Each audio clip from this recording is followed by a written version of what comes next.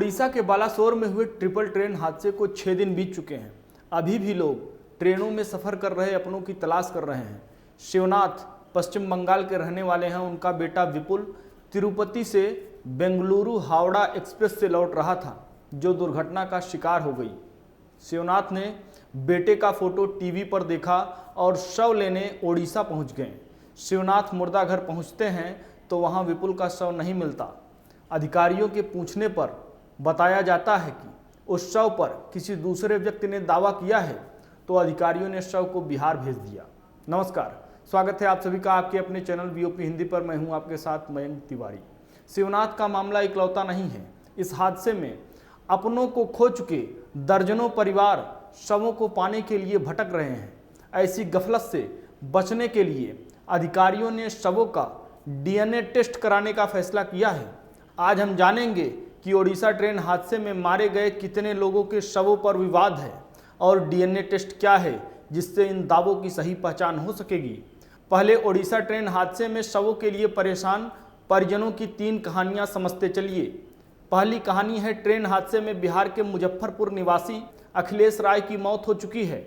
खबर मिलते ही अखिलेश के पिता गुलाम राय बालासोर पहुंचते हैं और तस्वीर दिखाकर बेटे के शव की पहचान करते हैं।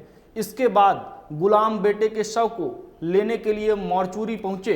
वहां उन्हें बताया गया कि उनके बेटे के शव पर बिहार के 3 परिवारों ने दावा किया है। दूसरा मामला एम्स भुवनेश्वर में 42 साल के जहांगीर मिड्डे नाम के एक शव की पहचान करके उसके भाई को सौंपा गया।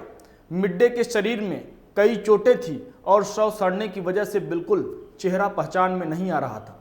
इसी समय शव पर पश्चिम बंगाल के ही एक और परिवार ने दावा ठोक दिया। इस परिवार का कहना था कि ये शरीर 41 साल के अंजारुल हक का है। दरअसल अंजारुल और जहांगीर ने एक जैसे कपड़े पहने थे। इसी वजह से शव को लेकर दोनों परिवारों में कंफ्यूजन है। इसके बाद प्रशासन ने जांच के बाद ही शव देने की बात कही है। तीसरी कहानी समझते चलिए। कुछ ऐसी ही दुविधा बिहार का मोहम्मद इमाम उल हक भी फंसा है। उसके भाई का शव अभी भी लापता है, जबकि 12 साल के भतीजे के शव पर दूसरे परिवार भी दावा कर रहे हैं। इमाम के परिवार को पहले प्रशासन ने शव सौंप दिया था, लेकिन घर निकलने से पहले शव पर दूसरे लोगों ने भी दावा किया। इमाम का कहना है कि उसके यहाँ परंपरा है कि लड़कों के जन्म के समय उनका खतना किया जाता है। हालांकि शव इस स्थिति में है नहीं कि उसकी इस तरीके से पहचान की जा सके।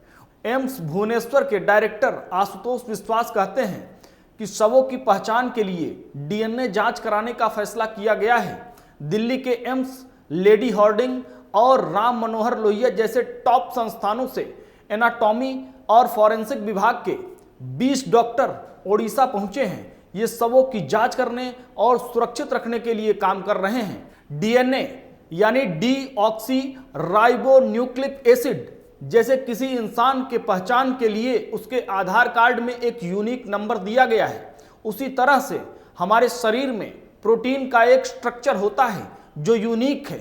इसकी वजह से एक इंसान पूरी दुनिया में अलग होता है और उसके जैसा कोई दूसरा नहीं होगा। हालांकि डीएनए का कुछ हिस्सा माता पिता, भाई बहन और बच्चों से मिलता है। यह एक तरह से इंसानों के शरीर में मौजूद अणुओं का एक ग्रुप है जो माता पिता के वंशानुगत गुणों या जेनेटिक इंफॉर्मेशन को संतानों तक ले जाता है। इसे ऐसे समझें, हमारा शरीर करोड़ों सेल्स से बना है। इन्हें हम आंखों से नहीं देख सकते हैं। इस सेल का अपना खास काम होता है। कोई सेल सुनने और कोई देखने में मदद करता है। करीब 200 तरह के सेल्स हमारे शरीर में हैं। इनमें से हर सेल का डीएनए ही बताता है कि उसे क्या और कैसे करना है। एम्स भुवनेश्वर के डायरेक्टर आशुतोष विश्वास कहते हैं कि स्थानीय प्रशासन के सामने सबसे बड़ी चुनौती है शवों को सुरक्षित रखना। तेज गर्मी के चलते इन्हें सुरक्षित रखने में काफी मुश्किलों का सामना करना पड़ रहा है। विश्वास की माने तो मौत के बाद 12 घंटे में शवों को सुरक्षित रखने के लिए अगर प्रोसेस शुरू नहीं किया जाता है तो गर्मी के चलते शव खराब होने लगते हैं। इसलिए एम्स ने 5 डीप फ्रीजर खरीदे हैं, जिसमें 6 महीने तक शवों को सुरक्षित किया जा सकता है। आमतौर पर शवों को सुरक्षित रखने के लिए सबसे पहले उसमें formalin, spirit, glycerin, carbolic acid जैसे केमिकल को इंजेक्ट किया जाता है। इससे शवों के अंदर मौजूद बैक्टीरिया, वायरस और फंगस मर जाते हैं और दोबारा पनप नहीं पाते हैं। इससे बॉडी अंदर से सड़ती नहीं। इसी तरह बॉडी को लंबे समय तक फ्रीजर में रखा जा सकता है। तो इस पूरे विश्लेषण के बाद आप ये समझ चुके होंगे कि किस तरह से अलग अलग लोगों को अलग अलग मुश्किलों का सामना करना पड़ रहा है। लोग एक एक विसंगतियों से जूझ रहे हैं। अपनों का शव पाने के लिए इतना लोगों को मशक्कत करनी पड़ रही है। जाहिर तौर पर ऐसे में प्रशासन के लिए भी बड़ी मुश्किलों का सामना करना पड़ रहा होगा। राष्ट्रीय से जुड़ी हर बड़ी खबर के लिए जुड़ रही है बीओपी हिंदी के साथ। अगर आपने चैनल को सब्सक्राइब नहीं किया है तो फौरन कर दीजिए। वीडियोस को ज़्यादा से ज़्यादा लाइक कीजिए, दबा के शेयर कीजिए और कमेंट सेक्शन में जाकर बेबाकी के साथ अपनी राय रखिए।